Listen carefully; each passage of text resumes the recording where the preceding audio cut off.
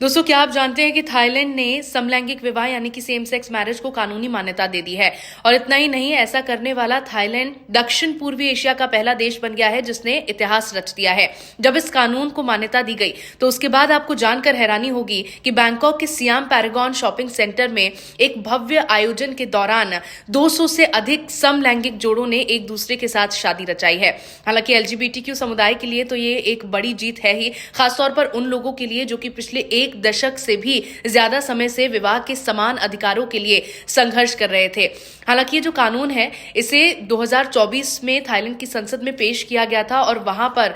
इस विधेयक को पेश करने के बाद मंजूरी मिल गई थी और उसके बाद वहां के राजा की ओर से इसका अनुमोदन किया गया था और अब इस कानून को मान्यता दे दी गई है।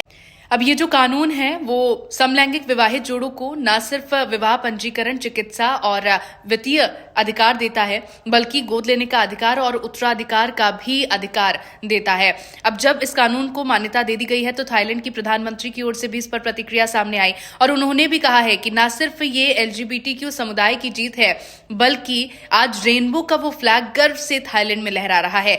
अब 2024 में इस विधेयक को लाए जाने का एकमात्र मकसद था समाज में लैंगिक भेदभाव को खत्म करना और सभी के लिए समान अधिकार को सुनिश्चित करना। थाईलैंड में इस कानून को मान्यता तो मिल गई है, हालांकि इस कानून को मान्यता मिलने के बाद पूरे क्षेत्र में लोगों में समानता की दिशा में एक नई उम्मीद जागी है। थाईलैंड में कानून को मान्यता मिलने पर और सेम सेक्स मैरिज को लेकर आप क्या सोचते हैं, कमेंट करके बताइए।